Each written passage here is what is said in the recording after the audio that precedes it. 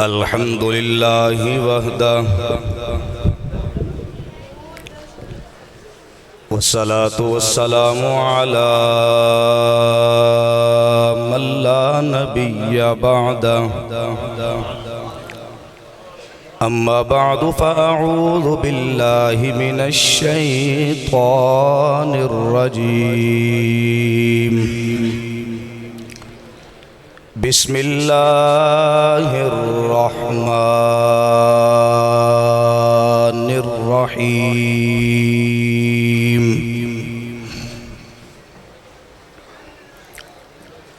محمد رسول الله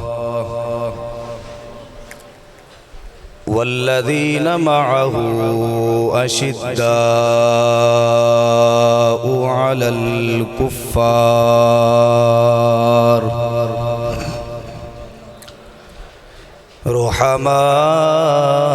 رحماء بينهم وقال النبي صلى الله عليه وسلم لا تسبوا أصحابي فقولوا لعنة الله على شركم وقال النبي صلى الله عليه وسلم أكرموا أصحابي وقال النبي صلى الله عليه وسلم أصحابي كالنجوم سبحان ربك رب العزة عما يصفون وسلام على المرسلين والحمد لله رب العالمين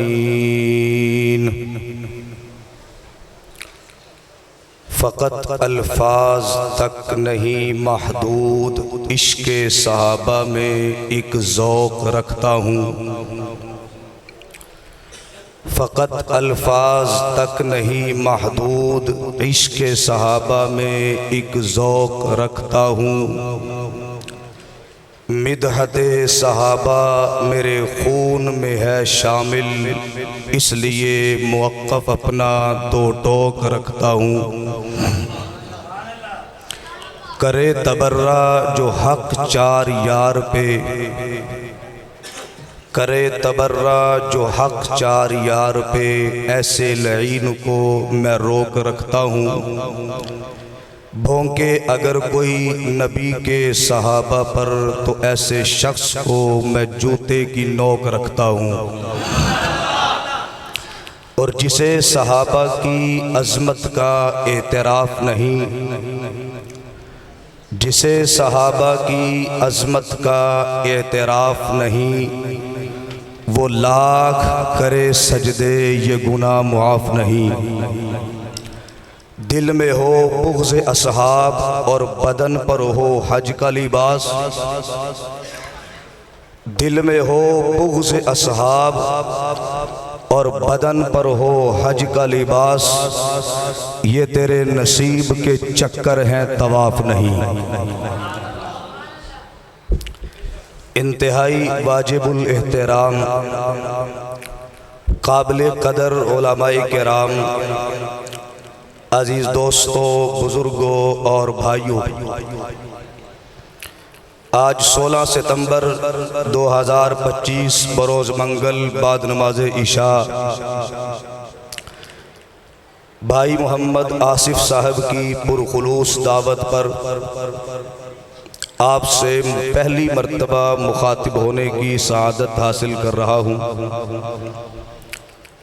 اشتہار پہ آپ نے عنوان دیکھا ہوگا سیرت خاتم الانبیاء لیکن آج کے جلسہ کے اندر مجھے جو عنوان سونپا گیا ہے وہ عنوان بہت خوبصورت ہے اور بڑا بابرکت بھی ہے۔ عنوان ہے عظمت صحابہ۔ عنوان کیا ہے بھائی؟ انتہائی مختصر سے وقت میں اپنی گفتگو کا آغاز کر کے اختتام کی جانب لے جانا چاہوں گا۔ توجہ ہوئی پھر بھی ٹھیک ہے، نہ ہوئی پھر بھی ٹھیک ہے۔ اپنے بڑوں سے پڑھا ہوا سبق دہرا کر اجازت چاہوں گا۔ اپنی گفتگو کا آغاز میں ان الفاظ اور ان جملوں سے کر رہا ہوں کہ آج کے اس پروگرام میں ان مقدس شخصیات کا ذکر خیر کروں گا جن کے نقش قدم پر چل کر ہماری ساری پریشانیوں کا حل نکل آتا ہے۔ ان مقدس شخصیات کا ذکر خیر کروں گا جن کا ذکر خیر کرنے سے پروردگار عالم کی رحمتیں اور برکتیں نازل ہوتی ہیں۔ ان مقدس شخصیات کا ذکر خیر کروں گا کہ جن کے واسطے سے ہمیں محبت رسول ملی، غلامی رسول ملی اور اطاعت رسول ملی، جن کے واسطے سے ہمیں ایمان، اسلام اور قرآن ملا۔ ان حضرات کا ذکر خیر کرنے جا رہا ہوں جن کے واسطے سے ہمیں زندگی گزارنے کا دستور ملا، منشور ملا، جن کی شان میں 750 قرآنی آیات موجود ہیں، جن کی شان میں 2000 احادیث نبوی محفوظ ہیں۔ ان مقدس شخصیات کا ذکر خیر کروں گا کہ جنہیں صحابہ کرام کہتے ہیں۔ میرے دوستو، اصحاب رسول کا، نبی کا صحابی ہونا یہ عام بات ہے یا بہت بڑے مرتبے اور مقام کی بات ہے؟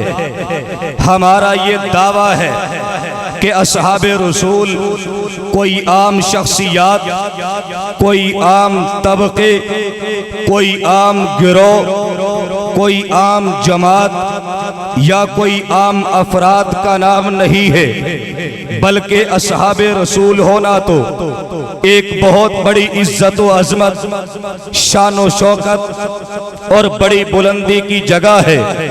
اس دعویٰ پر میری یہ دلیل ہے کہ جس طرح نبوت چشم قدرت کا انتخاب ہے، اسی طرح صحابیت بھی چشم قدرت کا انتخاب ہے۔ جس طرح نبوت اللہ کی عطا کردہ ایک نعمت ہے، اسی طرح صحابیت بھی اللہ کی عطا کردہ ایک نعمت ہے۔ جس طرح کوئی بندہ عبادت، ریاضت، تہجد، نوافل، صدقات، زکوٰۃ، خیرات اور دیگر عبادات کے ذریعے سے نبوت کا درجہ نہیں پا سکتا، بالکل اسی طرح کوئی بندہ عبادت، ریاضت، تہجد، نوافل، صدقات، زکوٰۃ اور دیگر عبادات کے ذریعے سے صحابیت کا درجہ بھی نہیں پا سکتا۔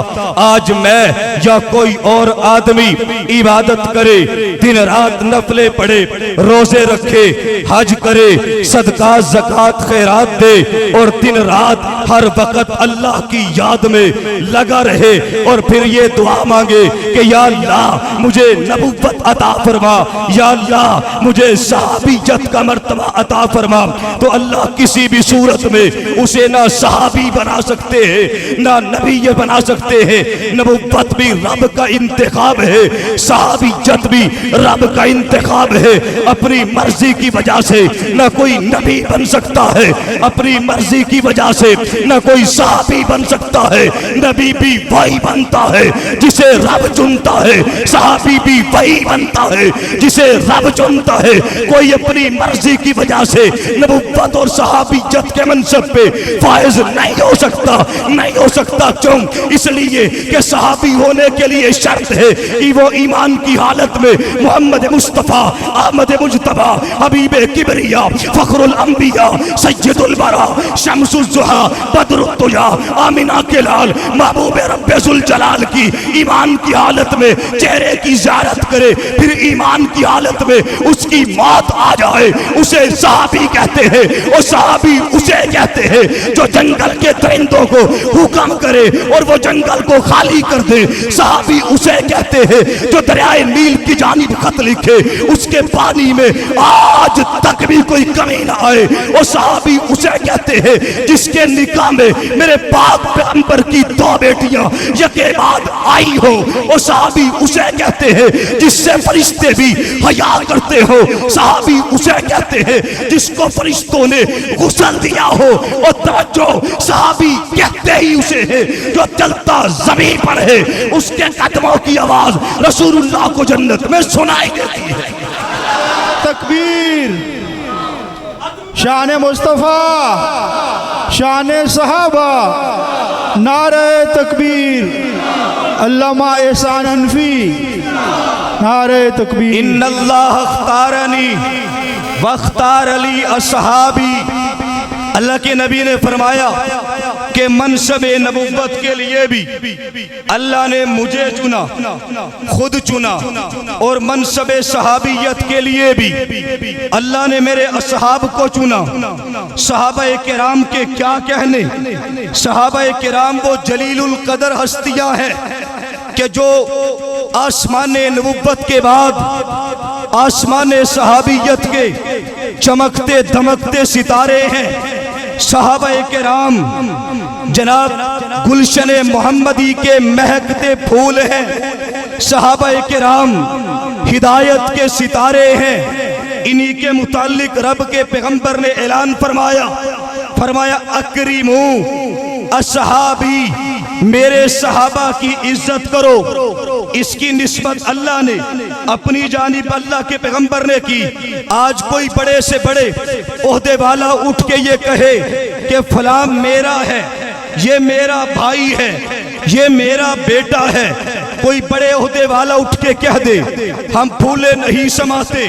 محمد مصطفیٰ صحابہ کرام کی نسبت اپنی جانب کر رہے ہیں اور کہہ رہے ہیں اکرمو اصحابی، یہ میرے ہیں، ان کی عزت کرو۔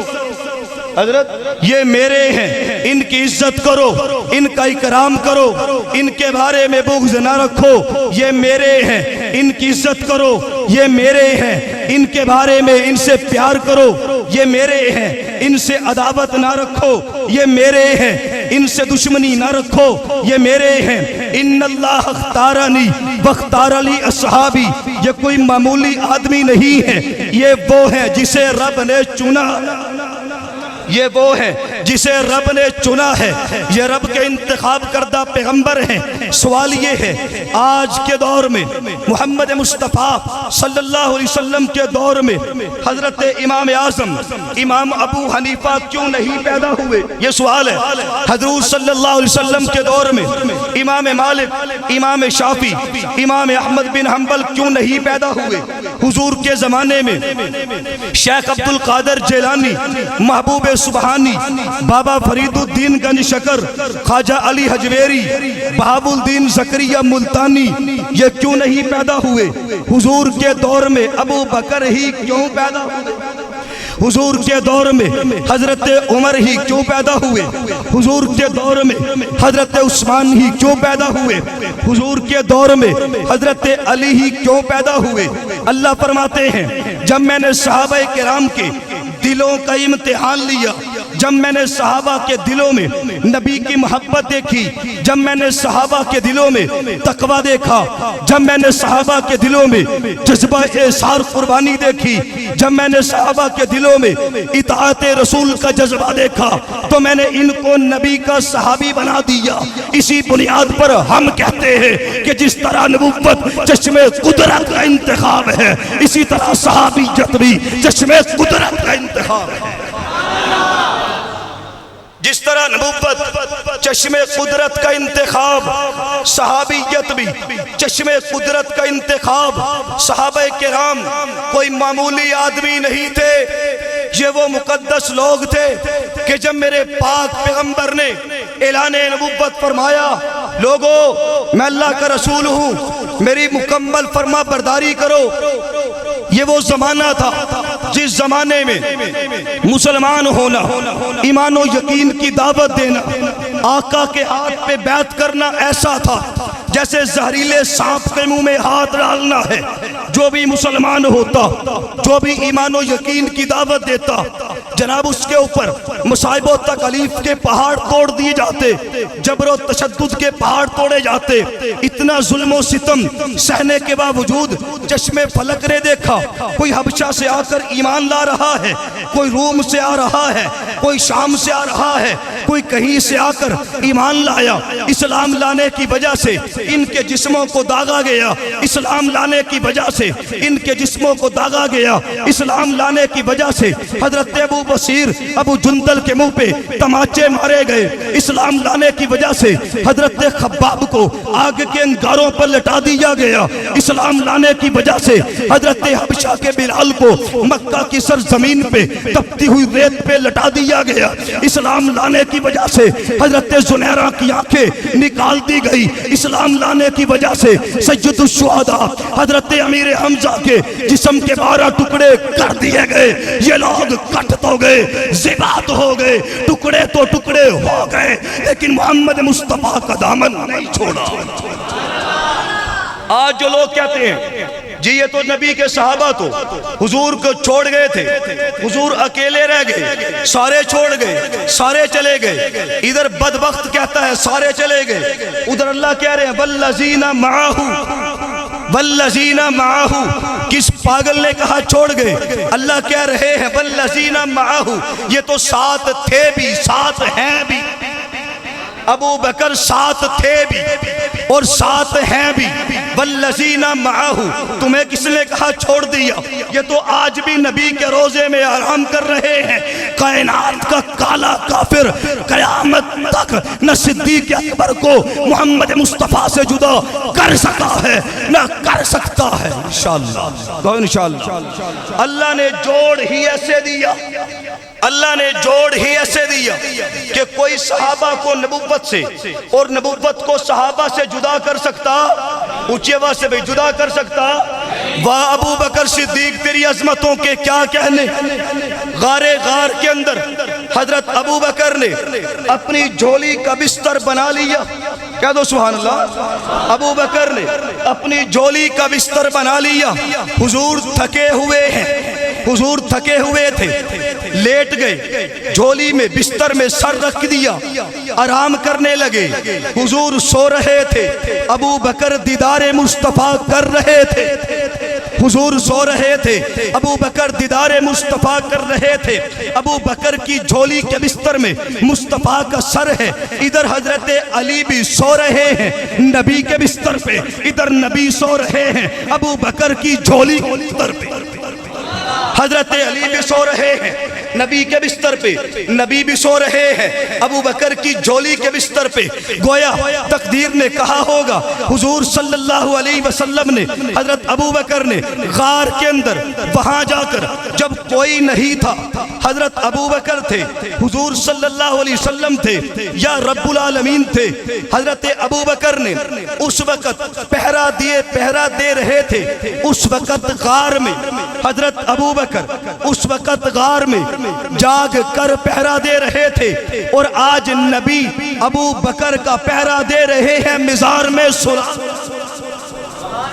اس وقت غار میں جاگ کر ابو بکر صدیق پہرا دے رہے تھے، آج نبی پہرا دے رہے ہیں ابو بکر کو مزار میں سلا کر۔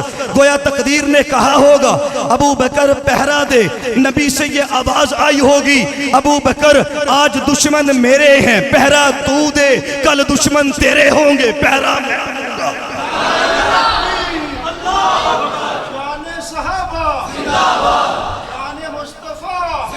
حضرت ابو بکر نے تقدیر نے کہا ہوگا ابو بکر پہرا دے، نبوت سے یہ آواز آئی ہوگی ابو بکر آج دشمن میرے ہیں پہرا تو دے، کل دشمن تیرے ہوں گے پہرا میں دوں گا، آج تو جاگ رہا ہے کل تو سو جانا پہرا میں جاگ کر دوں گا۔ اور ہمارا یہ عقیدہ ہے کہ محمد مصطفیٰ احمد مجتبیٰ محمد مصطفیٰ صلی اللہ علیہ وسلم اپنے روضے میں حیات ہیں، اور جو فرشتے رحمتوں والے حضور صلی اللہ علیہ وسلم کے روضے پہ اترتے ہیں ابو بکر کے روضے پہ بھی اترتے ہیں۔ کس نے کہا جدا ہو گئے والذین معاہ، وہ تو آج بھی نبی کے ساتھ ہیں، انہوں نے تو سب کچھ قربان کیا مگر محمد مصطفیٰ کا دامن نہیں چھوڑا۔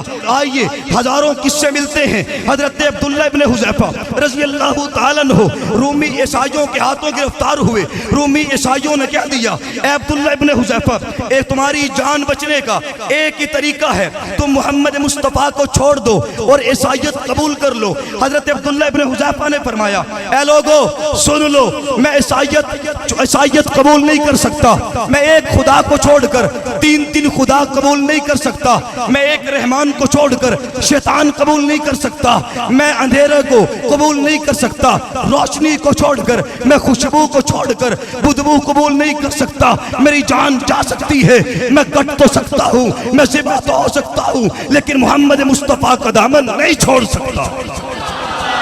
یہ بدر کا میدان ہے، صحابہ کرام کے عزت و ناموس کا دفاع۔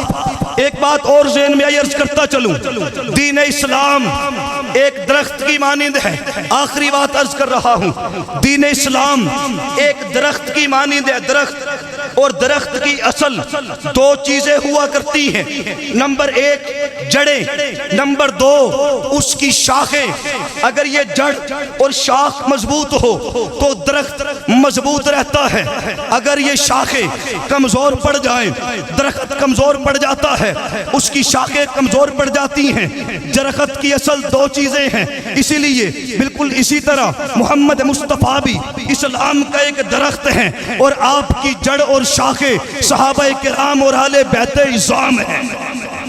اگر ہم چاہتے ہیں محمد مصطفیٰ کی عزت و ناموس کی حفاظت ہو، آپ کے ختم نبوت کی حفاظت ہو، آپ کی ذات کی حفاظت ہو، آپ کی بات کی حفاظت ہو، تو صحابہ کرام کا عزت و ناموس کا تحفظ کرنا پڑے گا، اہل بیت کی عزت و ناموس کا تحفظ کرنا پڑے گا۔ ایک اور بات عرض کرتا چلوں، صحابہ کرام اور اہل بیت عظام یہ دو اسلام کی روشن آنکھیں ہیں، جو ان میں سے کسی ایک کا بھی انکار کرے گا وہ اندھا ہو جائے گا۔ صحابہ کرام اور اہل بیت یہ اسلام کی دو روشن آنکھیں ہیں، دونوں پر ایمان ضروری ہے، دونوں کی عزت و توقیر واجب ہے۔ تو یاد رکھیے مشن صحابہ کا دفاع صرف ہماری ذمہ داری نہیں، یہ سب سے پہلے رب العالمین کی سنت ہے۔ اللہ کے بعد صحابہ کا دفاع محمد مصطفیٰ نے کیا۔ حضور صلی اللہ علیہ وسلم کی خدمت میں ایک جنازہ لایا گیا، ایک میت لائی گئی، کہا گیا یا رسول اللہ اس پہ نماز جنازہ پڑھے۔ اللہ کے نبی نے فرمایا میں اس کی نماز جنازہ نہیں پڑھتا۔ یا رسول اللہ آج سے پہلے تو آپ نے کبھی کسی کی نماز جنازہ ترک نہیں فرمائی، اب کیا ہوا؟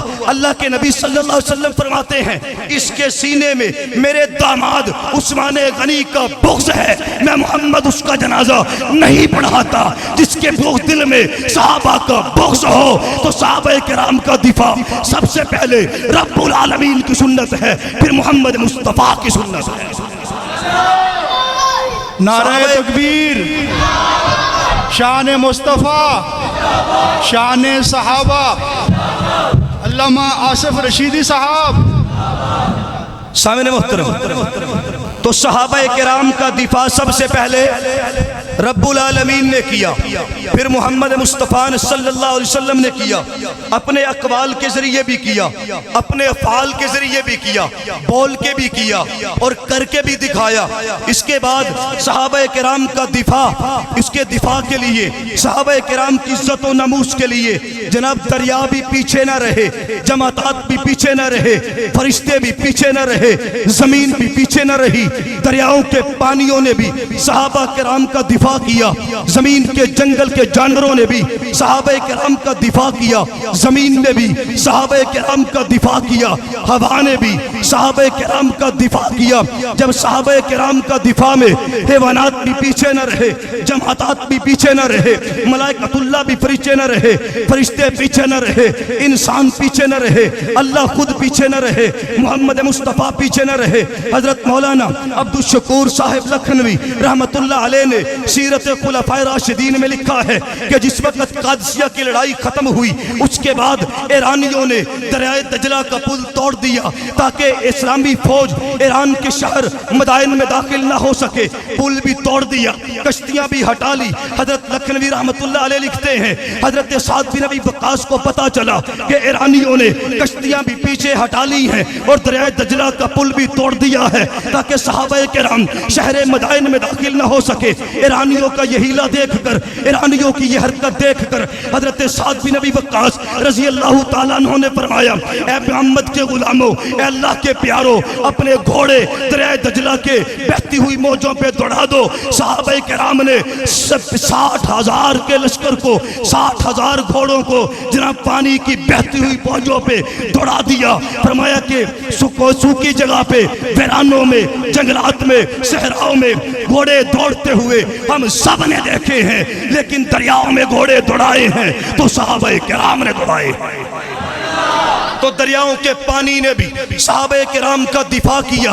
آخر میں ایک ایک ساتھی سے یہ عزم اور وعدہ اور ارادہ لینا چاہوں گا کہ جب صحابہ کے دفاع میں اللہ بھی پیچھے نہ رہا، توجہ میری جانب رہے، اٹھ کے کھڑے ہو کے یہ محبت کا اظہار کرنا ہے اور اللہ کی بارگاہ میں بیٹھ کے یہ وعدہ کرنا ہے، یا اللہ جب تک زندہ ہے، جب تک جان میں جان ہے، جب تک جسم میں جان ہے، جب تک منہ میں زبان ہے، جب تک ہماری سینے میں دل دھڑکتا ہے، جب تک ہماری رگوں میں خون دوڑتا ہے، ہم اس وقت تک صحابہ کرام کی عزت و نموز کا دفاع کریں گے۔ جب اللہ بھی صحابہ کے دفاع میں پیچھے نہ رہا، محمد مصطفیٰ بھی پیچھے نہ رہے، دریاؤں کے پانیوں نے بھی صحابہ کرام کا دفاع کیا، زمین نے بھی صحابہ کا دفاع کیا، ہواؤں نے بھی صحابہ کا دفاع کیا، شیر نے بھی صحابہ کا دفاع کیا، جنگل، حیوانات، کتے نے بھی صحابہ کا دفاع کیا۔ ہم انسان ہیں، اشرف المخلوقات ہیں۔ سارے حضرات اٹھے اور اٹھ کے دونوں ہاتھوں کو لہرائیں اور کہے کہ انشاءاللہ جب تک جسم میں جان ہے صحابہ کا دفاع کریں گے۔ سارے کھڑے ہو جائیں، صحابہ کے دفاع میں سارے کھڑے ہو جائیں۔ سارے، جس نے ماں کا دودھ پیا ہے اپنے ہاتھوں کو لہرا کے کہے کہ جب تک زندہ ہے صحابہ کی محبت میں زندہ ہے، جب موت آئے گی صحابہ کی محبت میں آئے گی۔ اگر آپ سارے تیار ہیں تو یہ کہہ دینا چاہتا ہوں، اٹھ شیر مجاہد ہوش میں آ، تعمیر خلافت پیدا کر۔ اٹھ شیر مجاہد ہوش میں آ، تعمیر خلافت پیدا کر۔ کیوں فرقے فرقے ہوتا ہے، اب ایک جماعت کو پیدا کر، کرتے ہوئی ترقی دنیا میں اسباب تجارت پیدا کر۔ اسلام قدم تو بڑھتا ہے، کفار سے پھر کیوں ڈرتا ہے، یا تو اسلام کا نام نہ لے، یہ شوق شہادت پیدا کر اور دل سے یہ کہہ گیا گھبرائے نہ، حالات بدلنے والے ہیں، گھبرائے نہ، حالات بدلنے والے ہیں۔ جو کانٹے بن کر آئے تھے وہ لمحے ٹلنے والے ہیں، ہمت ہی نہیں طوفانوں میں جذبوں کو ہمارے چھین سکے، جتنا ہم سے الجھو گے ہم اور مچلنے والے ہیں۔ یار زندہ صحبت باقی، زندگی باقی، ملاقات۔ ماشاءاللہ جی، سارے حضرات تشریف رکھیں جی۔ الحمدللہ علامہ احسان الہی صاحب نے شان صحابہ سے ہمارے دل